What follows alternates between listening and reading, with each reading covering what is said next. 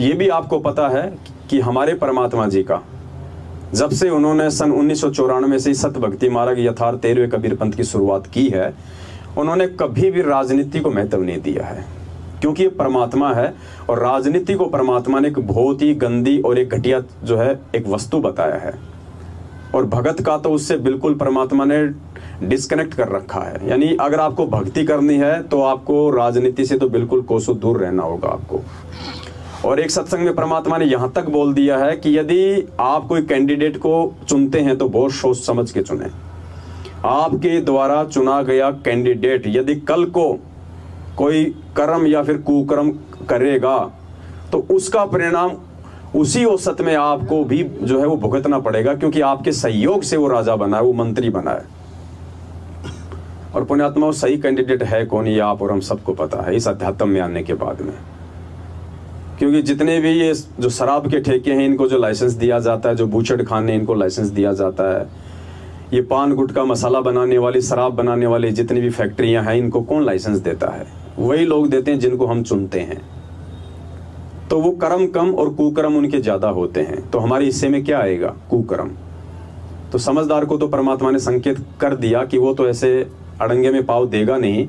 फिर भी यदि किसी की मजबूरी है, वो रह नहीं सकता किसी के दबाव में, तो परमात्मा ने एक और बहुत बड़ी मेहर बख्शी, नाटो ही बोलते हैं क्या, या फिर नोटो, एक और नोटा का ऑप्शन दे दिया कि यदि आप किसी को आप यदि लाइक नहीं करते हैं, किसी भी कैंडिडेट को पसंद नहीं करते हैं, तो नाटो पे दबा दो बटन, तो ना आपके ऊपर कोई भार चढ़ेगा ना कुछ और होगा।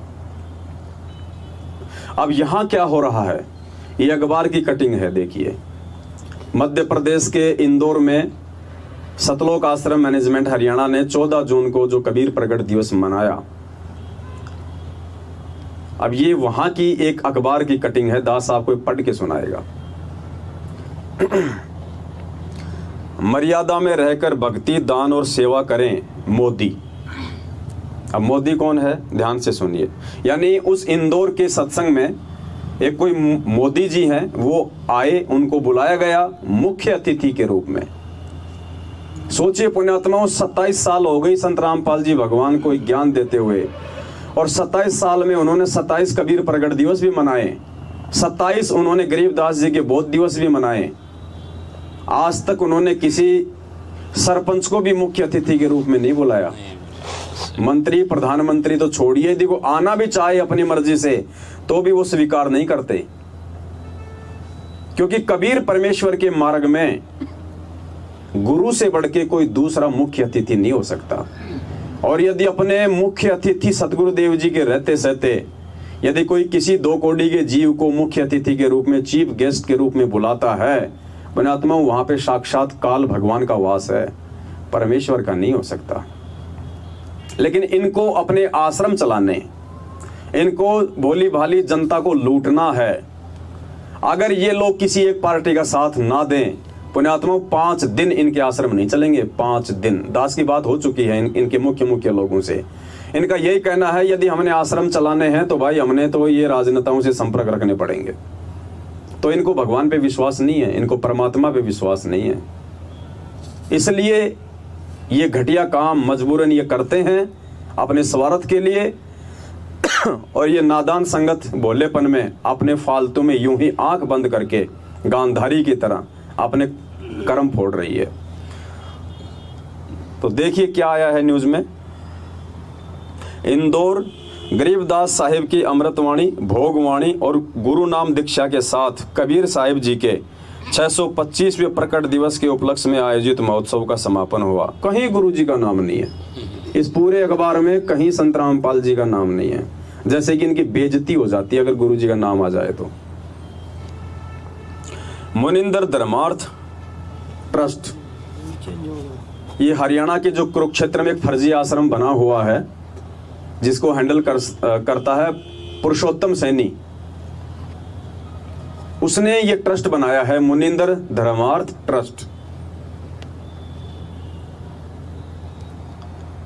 क्योंकि अगर इनको अपने फर्जी आश्रम चलाने हैं तो इनको ट्रस्ट तो इनको बनाना ही पड़ेगा, और ट्रस्ट बनाना पड़ेगा तो फिर देखो काल कहां ये कर्म फोड़ेगा। अगर कोई व्यक्ति कोई एनजीओ या कोई ट्रस्ट बनाता है तो सरकार की तरफ से कुछ कुछ एग्रीमेंट होते हैं, आपको सामाजिक काम दिखाने पड़ेंगे अगर आपको, क्योंकि जो ट्रस्ट होता है वो टैक्स फ्री होता है, जो दान वगैरह आता है ना वो टैक्स फ्री होता है। तो सरकार की कंडीशन होती है कि आपको समय समय पे सामाजिक काम दिखाने पड़ेंगे कि आपका ट्रस्ट क्या कर रहा है। तो मजबूरन भक्तों के कर्म फोड़ने के लिए इनको रक्तदान शिविर लगाने पड़ते हैं, इनको देह दान शिविर लगाने पड़ते हैं। दहेज मुक्त शादी के नाम पे 30-30 हजार रुपए लेके ये रमेणी करते हैं और फिर कहते हैं दहेज मुक्त रमेणी, जबकि दोनों पक्षों से एक एक पाठ प्रकाश करवाया जाता है, 15-15 हजार रुपए लिए जाते हैं। काहे की दहेज मुक्त है भाई? अगर दहेज मुक्त शादियां देखनी है तो जो समाज सेवी लोग हैं, समाज में बड़े बड़े बिजनेसमैन, वहां जाके देखो, लाखों रुपए का सामान भी बेचारे साथ में देते हैं। वो हैं दहेज मुक्त। दहेज मतलब माँ बाप के ऊपर किसी प्रकार का कोई दबाव नहीं, वो अपनी तरफ से देते हैं, वो बिजनेसमैन, वो चैरिटी से। और ये संगत को लूट रहे हैं बेचारे गरीब भक्तों को, दहेज मुक्त रमणी के नाम पे 30-30 हजार रुपए लेके। तो इनकी मजबूरी है, वरना इनके ट्रस्ट नहीं चलेंगे, और ट्रस्ट नहीं चलेंगे तो इनके आश्रम नहीं चलेंगे, और आश्रम नहीं चले तो फिर ये भूखे मरेंगे। पैसा कहां से आएगा इनके पास में? इनको संगत को ठगने के लिए फिर पाठ कहां करेंगे? रोड पे बैठ के थोड़ा ना करेंगे। तो काल ने बिल्कुल पूरी तरह से कड़ी जोड़ के संगत को भी उलझा रखा है, और ये तो अपने कर्म जानबूझ के फोड़ ही रहे हैं। मुनिंदर धर्मार्थ ट्रस्ट के स्टेट कोऑर्डिनेटर भगत विष्णु दास, ये मध्य प्रदेश का स्टेट कोऑर्डिनेटर है, जिसने 2016 में अपने साथियों के साथ में दास के ऊपर जानलेवा हमला किया था। वीडियो आप लोगों ने काफी बार देखा होगा। गर्दन कटवा लूं। हाँ, ये वही है जिसने कहा था एक बार आज से 3 साल पहले कि 6 महीने में यदि हमारे गुरुजी नहीं आए तो मैं अपनी गर्दन कटवा लूंगा। मुनिंदर धर्मार्थ ट्रस्ट के स्टेट कोऑर्डिनेटर भगत विष्णु दास एवं डिविजनल कोऑर्डिनेटर भगत सचिन दास ने बताया कि सांवेर रोड स्थित सतलोक आश्रम में 3 दिन में करीब 6 लाख भक्तों ने कबीर साहिब जी को दंडवत प्रणाम किया। सतगुरु रामपाल जी भगवान को नहीं किया कबीर साहिब को दंडवत प्रणाम किया। मतलब इन्होंने तो वही फोटो लगा रखी है दाढ़ी मूंछ वाली, जो काल्पनिक है, जिसको परमात्मा रिजेक्ट कर चुके हैं। काल भगवान जो रूप जो धारण कर सकता है। 3 दिनों में करीब 6 लाख भक्तजनों ने अब 6 लाख भी आप ये मान के चलो, आदि तो ये झूठ बोलते ही हैं, तो आप 3 लाख ही मान के चलो, क्योंकि डबल बोलने की तो इनकी आदत है।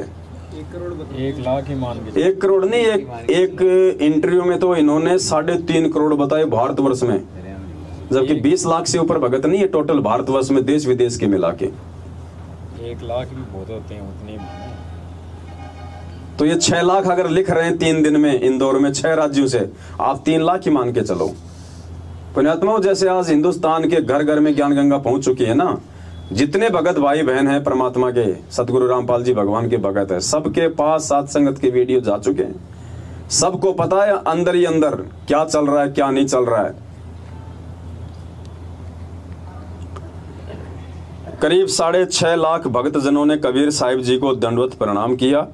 इस अवसर पर कबीर साहिब के शिष्य गरीबदास साहिब की, अब बताओ, साहिब का शिष्य भी साहिब, कबीर साहिब और शिष्य गरीबदास साहिब, ये जगत के हिसाब से चलते हैं, जबकि हकीकत का इनको पता है ना कि कौन थे गरीबदास जी महाराज। खाली शिष्य की तो उन्होंने एक भूमिका की थी। कबीर साहिब जी को दंडवत प्रणाम किया। इस अवसर पर कबीर साहिब के शिष्य गरीबदास साहिब की अमृतवाणी का वाचन किया गया। महोत्सव के अंतिम दिन गुरु रामपाल जी के वीडियो संदेश के माध्यम से हजारों भक्तजनों ने गुरु नाम दीक्षा ली।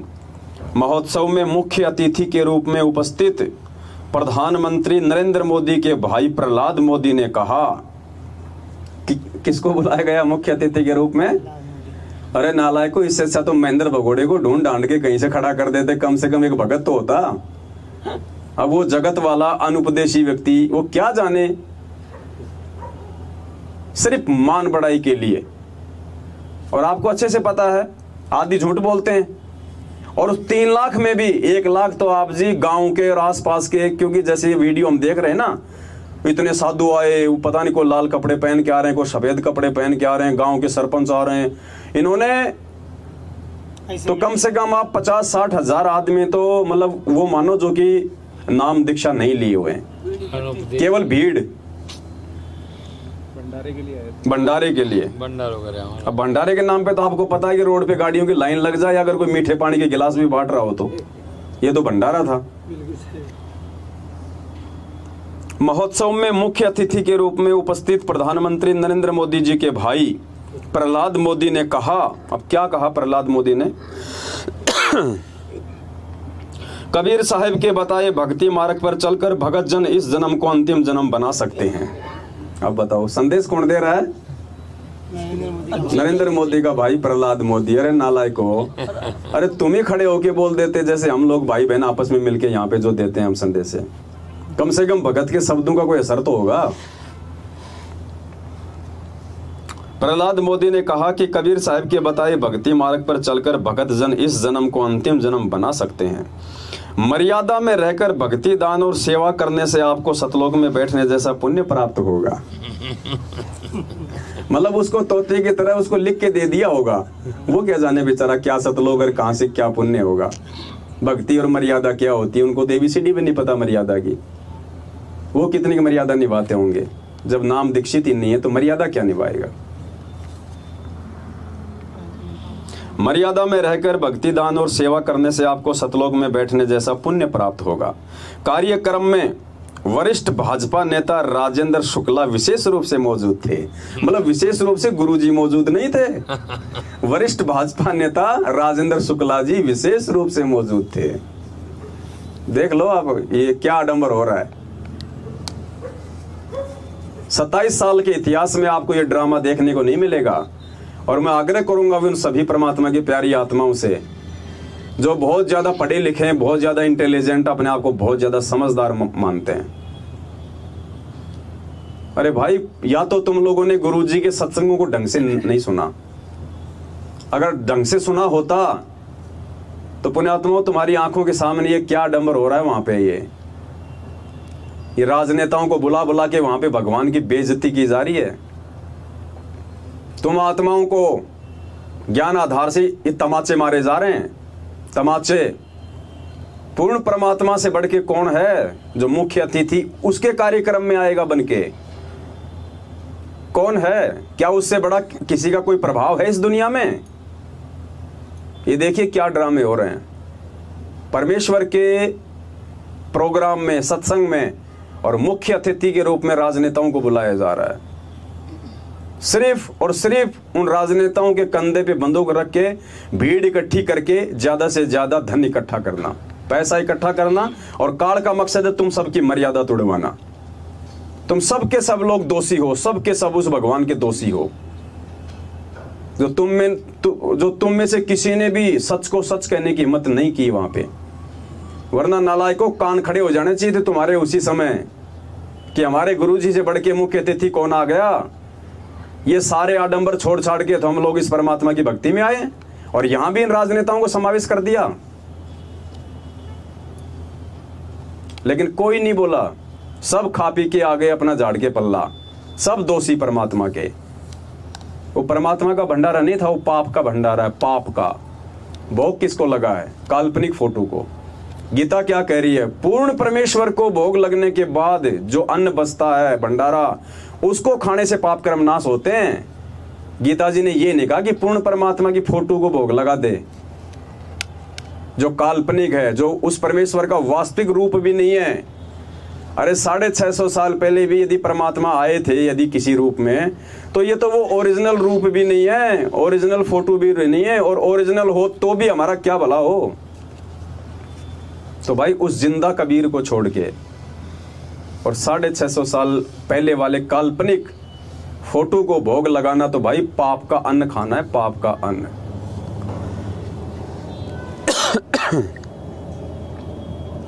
कार्यक्रम में वरिष्ठ भाजपा नेता राजेंद्र शुक्ला विशेष रूप से मौजूद थे। वरिष्ठ विधायक रमेश मेंदेला ने भी इंदौर में आए हजारों भक्तजनों का स्वागत किया। भगत कहीं मर गए थे क्या भाई स्वागत करने के लिए? और भक्तों को स्वागत की भूख है क्या? भक्तों को स्वागत करवाना है क्या? है सबको दोषी बना रहे हैं, सबको। एक विधायक भक्तों का स्वागत करेगा, विधायक की छोरी की शादी हो रही है क्या वहां पे? जो विधायक मेन गेट पे खड़ा होकर भक्तों का स्वागत करेगा, ये बकवासबाजी सारी, झूठ। जबकि हजारों भगत वहां पे हाथ जोड़ के उन 2 कोटी के विधायकों के सामने खड़े होंगे उनके स्वागत के लिए। ये इनका खुद का ही लिखा हुआ है। हाँ, ये खुद का करते हैं, प्रेस रिलीज जो देते हैं, ये प्रेस में जो देते हैं ये खुद ही लिख के देते हैं वहां पे बढ़ा चढ़ा के। लेकिन परमात्मा कहते हैं ना कि नकल में भी अकल चाहिए। इनको ये नहीं पता होता फिर बाद में कि परमात्मा तुम्हारे इन शब्दों का फिर वो पोस्टमार्टम भी करवाएंगे। तो ना तो हम चाहते कि सारे लोग जागें और ना ही हमारे चाहने से कोई जाग सकता है। इन वीडियो को देखने से, इन घटनाओं से शिक्षा लेके केवल वही आत्मा जागेंगी जो परमेश्वर की विशेष आत्मा होंगी। अरे सोचिए, 650 साल पहले 64 लाख थे, एक भी नहीं गया सतलोक। एक भी क्या होता है? तो पुण्यात्मा आज तो अगर हमारे छोटे से प्रयास से लाखों की भीड़ में से अगर कोई 10-20 भी निकल आए इन प्रगट दिवस में जाने वाले, तो भी हम तो अपना बहुत बड़ा सौभाग्य मानेंगे। परमात्मा कहते हैं भटकी हुई आत्मा को सत भक्ति मार्ग पे वापस ले आओगे तो कितनी बताइए मालिक ने, 1000 या फिर 1 करोड़? 1 करोड़ गाय काटने से बचाने के जितना पुण्य प्राप्त होगा। तो यहां तो कई हजारों की संख्या में लोग निकलेंगे इनका आडंबर देख के, इनका पाखंड देख के। ऐसी बात नहीं है, सूचना हमारे पास में सारी आती है। भगत लोग आपस में डिस्कस कर रहे हैं, भगत लोग आपस में चर्चाएं कर रहे हैं संगत में कि यार जो हुआ वो गलत हुआ वहां पे, ऐसा नहीं होना चाहिए था। क्योंकि आत्मा परमात्मा की है ना, और इस भगवान से अगर कोई जुड़ा है तो ऐसी बात है नहीं, ऐरी गरी आत्मा तो इस सतगुरु का नाम ले ही नहीं सकती। जितनी भी आत्मा जुड़ी हुई है तो परमात्मा की विशेष पुण्यकर्मी आत्मा। तो विचार तो करेंगे ना, और विचार करेंगे तो उसका कोई निष्कर्ष भी निकल के आएगा। और धीरे धीरे यही आत्मा उधर से निकल के सात संगतियों में आएंगी। वरिष्ठ विधायक रमेश मेंदोला ने भी इंदौर में आए हजारों भक्तजनों का स्वागत किया। मीडिया कोऑर्डिनेटर भगत दिलीप दास ने बताया कि 6 राज्यों से आए भक्तों ने सतलोक आश्रम के निर्माण और यहां की गई तमाम व्यवस्थाओं की प्रशंसा की। हजारों ने की, लाखों में से सबने नहीं करी। महोत्सव के दौरान निःशुल्क अंतरजातीय विवाह करने वाले 173 जोड़ों और 1000 रक्तदाताओं का अभिनंदन किया गया। डिस्ट्रिक्ट कोऑर्डिनेटर सुरेश दास, मयंक दास एवं पूर्व सरपंच प्रेम सिंह परमार ने भोजन प्रसादी सहित विभिन्न व्यवस्थाओं में लगी संभागीय संगतों का आभार व्यक्त किया। बहन निर्मला ने बताया कि मुनिंद्र धर्मार्थ ट्रस्ट ने इंदौर की तरह देश भर में 9 आश्रम रोहतक, सोजत, श्यामली, कुक, भिवानी, दूरी, खमनो और मुंडका में महोत्सव मनाया। भक्तों की भारी उपस्थिति को आयोजन करने के उद्देश्य से एक ही वक्त में देश के 9 आश्रमों में यह महोत्सव मनाया गया। तो ये तो था इनका एक छोटा सा ड्रामा जो आप सभी भाई बहनों ने देखा, जो परमात्मा के भक्ति मार्ग में नहीं है और ना होना चाहिए। लेकिन ये लोग काल प्रेरित हैं और काल का केवल एक ही मकसद है, किसी भी तरह से इन जीव आत्माओं को सतगुरु से दूर किया जाए, उनको जो है वो खंडित किया जाए। दूसरी बात पुण्यात्माओं, देखो ये धंधा कैसे है ये आश्रम। अब आपकी आंखें खुलेंगी, आपको समझ में आएगा। सत्संग तो आपने सुना होगा परमात्मा का, नहीं सुना है तो एक बार फिर से सुन लीजिए। क्योंकि जिस प्रकार परमात्मा सृष्टि रचना को बार बार सुनाते हैं ताकि हमारे को वो कंठस्थ हो जाए और हम कहीं भी धोखा ना खाएं।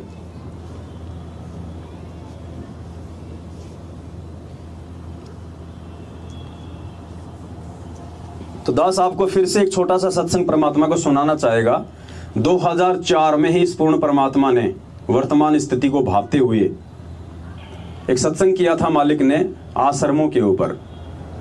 ये दूसरे संत और पंथ हैं, इन्होंने अपने व्यवसाय के लिए जो एक ही शहर में 5-5 आश्रम, एक ही राज्य में 10-10 आश्रम जो खोल रखे होते हैं ब्रांचों के रूप में, तो परमात्मा ने उनका खंडन किया था और गुरुदेव ने कहा कि ये संतों और भक्तों के काम नहीं होते, उनको चाहिए कि एक आश्रम हो और सभी भाई बहन उस आश्रम में आवें, बैठें, ताकि बाहर के जो लोग हैं, दुनिया वाले जो हैं, उनको भी एक मैसेज जाए कि देखो लोग ऐसे होते हैं, भगत ऐसे होते हैं, संत ऐसे होते हैं। और गुरुदेव कहते हैं इन नकली संतों ने एक ही शहर में अपने 25-25 आश्रम खोल लिए। ये बच्चों जैसी इनकी ये लड़ाई और अपने इसी वचन पे कायम रहते हुए सतगुरु रामपाल जी भगवान ने जब से वे हिसार जेल गए हैं 1994 से लेकर 2014 तक उन्होंने कभी भी कोई आश्रम नहीं खोला सिवाय एक आश्रम के। जिस आश्रम में वे रहे उस आश्रम के अलावा उन्होंने कभी कहीं कोई दूसरा आश्रम नहीं खोला। अगर करौथा आश्रम अगर सरकार के अंडर में ना होता, कांड ना होता, तो परमात्मा बरवाला में आश्रम ना खोलते।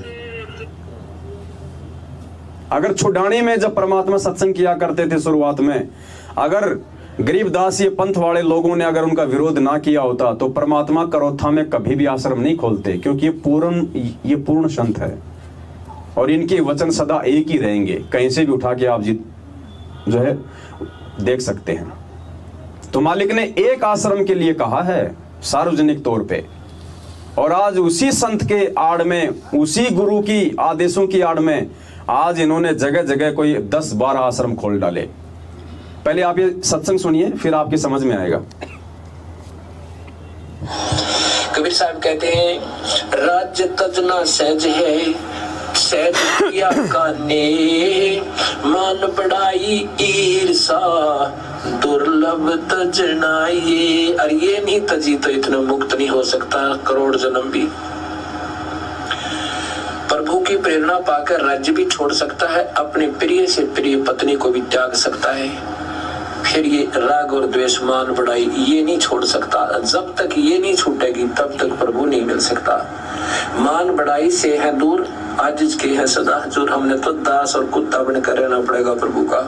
हमारी के प्रभुता 2 दिन के मेहमान है, कल श्री छूट जाए अपना। या बच्चों की तरह संत लड़ रहे हैं एक ही शहर में, और 25-25 आश्रम एक ही शहर में 25-25 आश्रम बने हुए हैं एक ही पंथ के। तो बच्चों जैसी लड़ाई इनकी, तो ये संत काहे को एक आश्रम बनावे, उसमें प्यार से रहे, और फिर आम आदमी पर अच्छा व्यवहार उसका असर पड़े कि साधु ऐसे होते हैं। अब ये हमारे अंदर ही ऐसे राग द्वेष भरे पड़े हैं, तो समाज को क्या दे सकते हैं। इस प्रकार हमने इन बातों को पुनः विचार करना पड़ेगा, और तभी हम प्रभु को पा सकते हैं। ये बच्चों वाली लड़ाई संत नहीं किया करते, ये हमने त्यागनी होगी, तभी हम प्रभु पा सकते हैं। क्या कह रहे हैं गुरुजी? ये बच्चों वाली जो ये लड़ाई है ना, बात बात पे मनमुटाव, आपस में झगड़ा, और जो ये धंधा बना दिया सतलोक आश्रम मैनेजमेंट हरियाणा ने आश्रम खोल के। पूज्य गुरुदेव जी स्पष्ट रूप से मना कर रहे हैं, स्पष्ट रूप से। अब आपको समझ में आएगा पुण्यात्माओं, परमात्मा ने 27 साल से कहीं कोई आश्रम क्यों नहीं खोला सिवाय एक आश्रम के। 2014 में परमात्मा ने अपने ये वचन बोले थे, 2004 में। अगर पूज्य गुरुदेव जी अगर चाहते तो सैकड़ों आश्रम खोल सकते थे अपने रहते सहते। क्यों नहीं खोले परमात्मा ने? क्योंकि स्वयं का वचन ये परमात्मा कभी नहीं तोड़ता। और जेल जाते उनके सब कुछ उनके तोड़ डाले, सब कुछ। राजस्थान वाले को अलग से सोजत में आश्रम बना के दे दिया, बेटा तू खा और हमें खिला। शामली वाले को, उत्तर प्रदेश वाले को दे दिया, बेटा तू भी खा और हमें भी खिला। पंजाब के धूरी में खमणों खुमणों क्या है वहां खोल दिए, मध्य प्रदेश में खोल ही दिए, और वो आपका ये कुरुक्षेत्र में खोल दिया। अरे छोटा सा हरियाणा है, हरियाणा में इन्होंने 4 आश्रम खोल दिए, सिंहपुरा, आपका जिंद, आपका भिवानी और कुरुक्षेत्र। छोटे से हरियाणा में 4 आश्रम खोल दिए, जबकि भगवान ने तो पूरी दुनिया के लिए एक ही आश्रम खोल रखा था, सतलोक आश्रम बरवाला।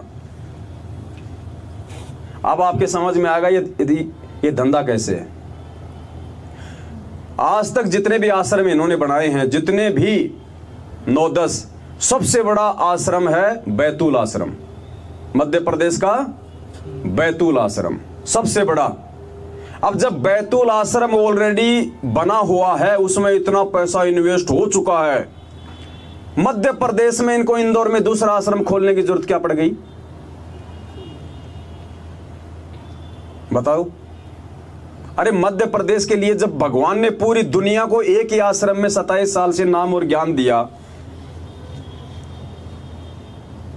और बरवाला आश्रम तो मात्र 16 एकड़ जमीन में था, और बैतूल का आश्रम तो कम से कम भी नहीं तो 60-70 एकड़ में बना हुआ है, 72 एकड़ में, यानी बरवाला आश्रम से भी 6-7 गुना ज्यादा जगह में। तो क्या मध्य प्रदेश भी वहां पे समा नहीं सकता? क्या 2-3 लाख भगत भी वहां पे नहीं आ सकते? लेकिन ये धंधा बना लिया इन्होंने, धंधा। ये परमात्मा के सत्संग, पुण्यात्माओं, ये परमात्मा ने, ये अंतर्यामी है, इनको दिखाई दे रहा था कि आगे चल के क्या होगा संगत में। ये संकेत परमात्मा ने पहले ही कर रखे हैं सारे, अपने परिवार को लेके। सुना ना सत्संग में आपने, गुरुजी ने कह रखा अपने बेटा बेटी के विषय में कि उनका क्या, उनका व्यवहार होगा, क्या उनका नेचर होगा, कैसी वो मेरी खातिरदारी करते आगे चल के, मुझे अच्छे से पता उनके व्यवहार का। दुनिया का पहला संत है संत रामपाल जी, जिन्होंने अपने बेटा बेटी के घटियापन को सार्वजनिक किया पूरी संगत के सामने। फिर भी मूर्ख संगत की आंखें नहीं खुल रही कि गुरुजी क्यों संकेत कर रहे हैं अपने बेटा बेटी के विषय में। तो एक आम व्यक्ति भी समाज के सामने नहीं कहता कि मेरे बेटे इतने निकम्मे हैं, चाहे वो कितने निकम्मे क्यों ना हो। और एक परम संत अपने परिवार के विषय में पूरी दुनिया को कह रहा है, और फिर भी मूर्ख संगत उन्हीं की चापलूसी कर रही है। इसको कहते हैं मूर्खता, अंधता, ब्लाइंड फेथ, अंधविश्वास। तत्वदर्शी संत की शरण में आके भी अंधापन।